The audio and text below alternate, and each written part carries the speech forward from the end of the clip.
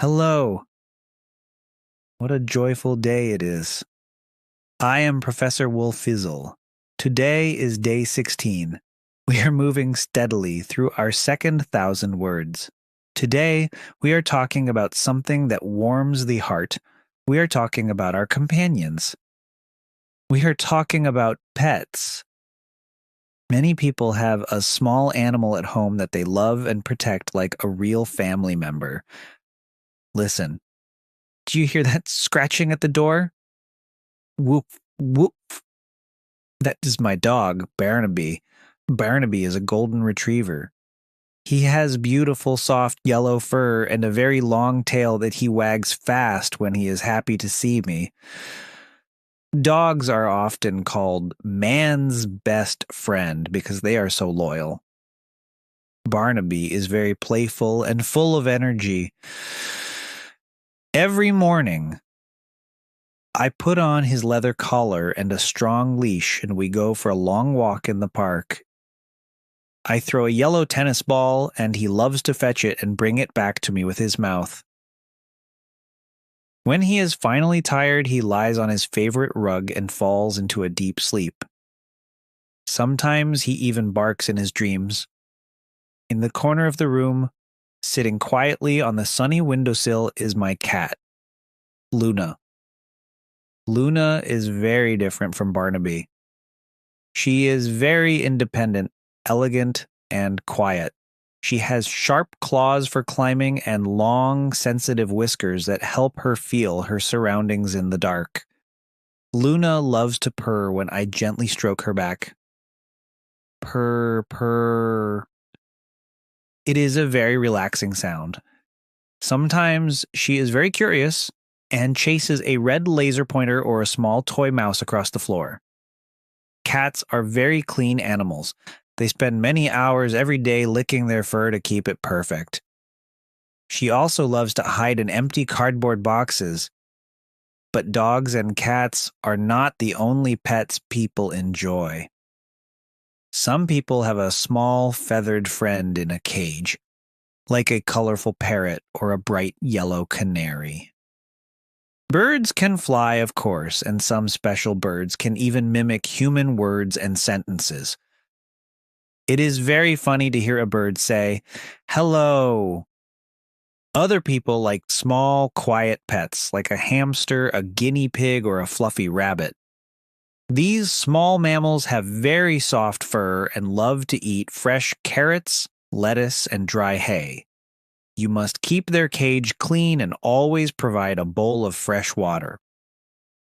They are very popular pets for children. Look over there on the shelf. I have a large glass tank called an aquarium.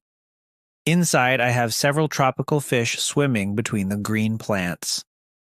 They have bright, shiny scales and thin fins that help them glide through the water. They don't make any noise, but watching them move is very peaceful for the mind. I also have a small turtle in a separate area. He is very slow and has a hard brown shell to protect his soft body. When he feels scared or shy, he pulls his head and legs inside his shell like a little house. Having a pet is a very big responsibility. You are the owner, and the animal depends on you for everything. You must provide healthy food, clean water, and a warm, comfortable place to sleep. You must also give them attention and love. If your pet feels sick or has an injury, you must take it to a special doctor for animals. We call this doctor a vet or a veterinarian.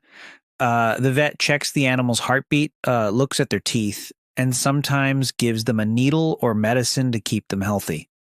Animals are truly amazing creatures. They don't speak English or any other human language, but they understand our emotions perfectly. They know when we are feeling sad and when we are full of joy. Whether they have fur, feathers, or scales, pets bring a lot of light and happiness into our homes. They teach us about kindness, patience, and how to be gentle with all living things. Today, we learned many wonderful words about our animal friends and their lives. We talked about dogs, cats, and birds. We learned about fur, tails, claws, and whiskers. We saw small pets like hamsters and rabbits and aquatic pets like fish in a shiny aquarium. We also talked about the important work of the vet and how to be a responsible and loving owner. You are doing a fantastic job on this journey. You have unlocked 1,180 words today. Now you can tell everyone about your favorite animals and your own pets at home. I am Professor Wolfizzle. Do you have a pet at home? Is it a big dog, a small cat, or maybe a quiet fish? What is your pet's name? Tell me all about them in the comments. I love hearing about your animals. I will see you tomorrow for day 17. We will explore the world of technology and the machines we use every day. Goodbye.